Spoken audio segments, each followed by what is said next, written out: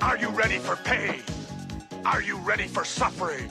If the answer is yes, then you're ready. White people are notorious for saying stuff like this. Why can't we just love everyone? I don't even see color. Not everything is about race. You're the one who's making it about race. We just have to come together and stop the hate. I'm going to explain to y'all exactly why this notion of let's just love everyone, I don't see color, is complete BS. First, let me ask you a question though. When something is backed up by science, we tend to believe it as fact, right? I'm about to share 10 totally baseless facts from the era of scientific racism. Fact number 1, and I quote, "Black people seem to require less sleep. After laboring in the field, they stay up until midnight." Former US President Thomas Jefferson. Give it up for Jeffy Jeff. Fact number 2. Things that cause white men great pain don't even bother the Negroes. British physician Benjamin Moseley. Fact number 3. The North American climate is perfect for the institution of slavery. American paleontologist and geologist Nathaniel Shaler. Fact number 4. When it comes to lung capacity, the deficiency in the Negro is 20%. American physician Samuel Cartwright. Fact number 5, my favorite. Drapetomania is a disease that compels Negroes to escape slavery. A disease. Yet again, American physician Samuel Cartwright. What the Fact number 6. Being black is a hereditary skin disease called Negroidism. U.S. physician and founding father of America, Benjamin Rush. Fact number 7. Black people are immune to yellow fever, and because of that, we should let them nurse yellow fever victims. U.S. physician and founding father, Benjamin Rush. Again.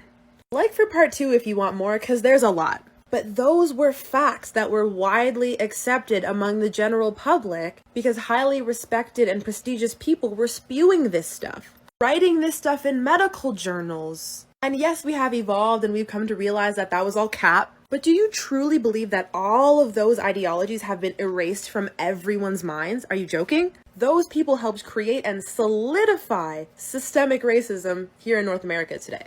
Those ideologies, those deeply held beliefs, travel through generations. Do you really think that you're unaffected by any type of racist socialization because you love everyone? No, that's not how it works. You have to do the work to unlearn your racial biases. You can't just wish them away with love and good vibes. But that's where we run into issues, because a lot of people, white people specifically, don't know how to do that. They don't know where to start in terms of unlearning their racism. A lot of them haven't even acknowledged their racism. They can't even fathom the idea that they have it within them. Like, my dude, it's a systemic thing. It's not even your fault.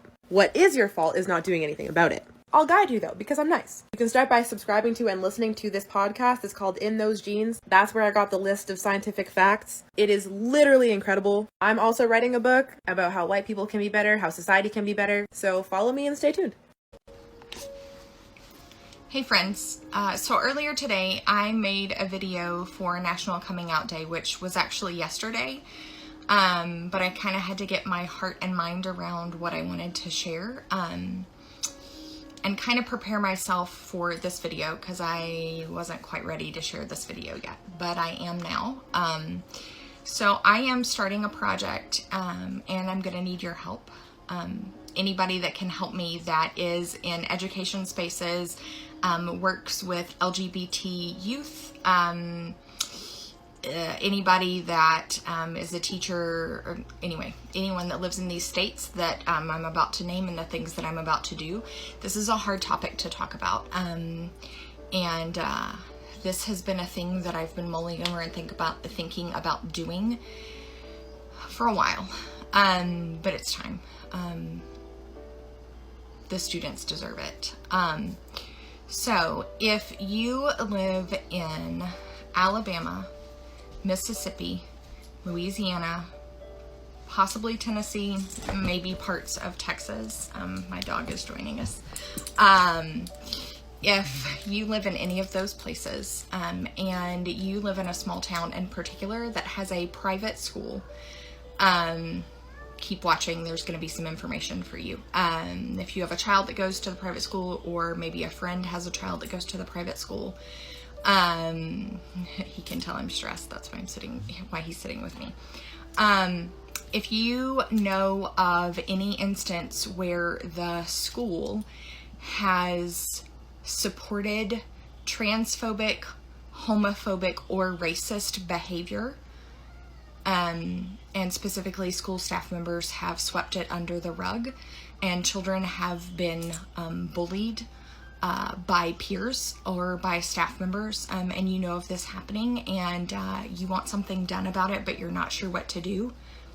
That's where I come in. I'm an education advocate, and I'm taking this on as a project. I am going to be contacting these schools, contacting the state boards of education and the private school associations that support these schools, because it's time we talk about this. It's time we talk about school sanctioned and allowed, maybe not school sanctioned, that's perhaps a little harsh, but school allowed bullying for transphobia, homophobia, or racism. We can't let it happen anymore. It's not right for our kids. It's not right for their peers to see that being condoned, and it's not right for their peers to do that. So I'm gonna need your help. More info to come. I've reshot this video a few times. I'm struggling with how to put this answer into words for you, but a person's body count, how many people they've slept with, is not a trait. And because it's not a trait, it's neither a desirable trait nor an undesirable trait. It simply is a piece of information about the person's past. It's not relevant really to who they are, or how they would be in a relationship. I don't desire a partner to have a certain number of previous sexual encounters. It's a non-factor. Sex and sexual history is morally neutral. It doesn't make you a good person or a bad person. You may have seen that a lot of mostly black intersex women have been banned from competing in women's sports. The thing is, I'm not even sure they would be allowed to compete in men's sports if they wanted to. Because a few years ago, a female skier wanted to compete in the men's because she was dominating the women's competition, and she was denied that right at the Olympics. On top of that, the Rugby Federation's latest rules about trans people bans trans women from competing both in the men's and the women's, citing that it would be too dangerous for them to compete in either. TERFs would like you to believe that the men's category is an open free-for-all category and the women's category is a protected category for the weaker sex. When the truth is, those are two distinct, separate categories, and women would not be allowed to compete against men just as much as men would not be allowed to compete against women. We need to stop the intersexophobia, the transphobia, and also the racism, and let intersex women compete against women. This is a very intriguing question. What is the root of all our problems? Is it capitalism? Is it patriarchy? First of all, when you say, why do women focus on the patriarchy? I think you meant to say, why do feminists focus on the patriarchy? Because obviously not all women are feminists or believe in the patriarchy. I consider myself a supporter of women's rights, but not a feminist. When it comes to capitalism and feminism, I did take a gender studies class in college, and it was basically feminism mixed together with queer theory and critical race theory all in one class. And fun fact, the person who mentored the teacher of this class was let go from the university for being a communist.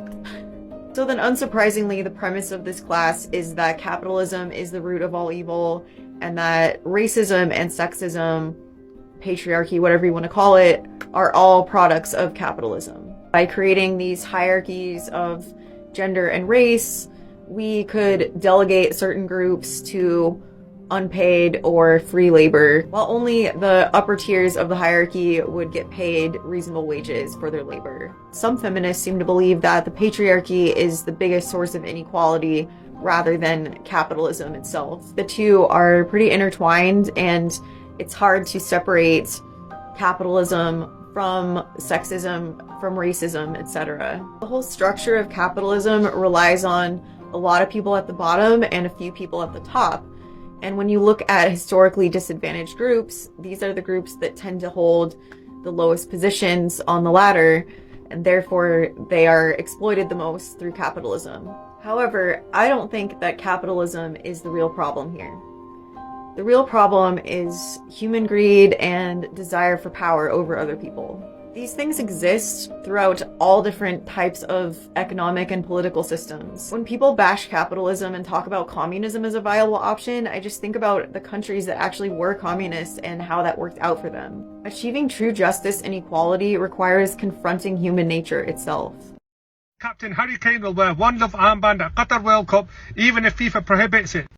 Well, maybe because of the fact, I believe in Qatar, it is illegal to be LGBTQ and you can actually get arrested for it and maybe even tortured. So, yeah, that's why he's showing his solidarity with LGBTQ. He's not pushing his beliefs on you. If you don't want to, if that's your beliefs, that's fine. But he's trying to show support for them because you're imposing.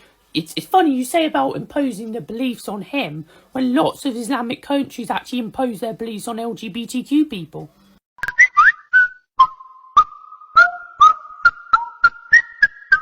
Of course you don't. Of course you freaking don't, bruh. Anyways, I'm just gonna go back to watching bad movies and bootleg crap.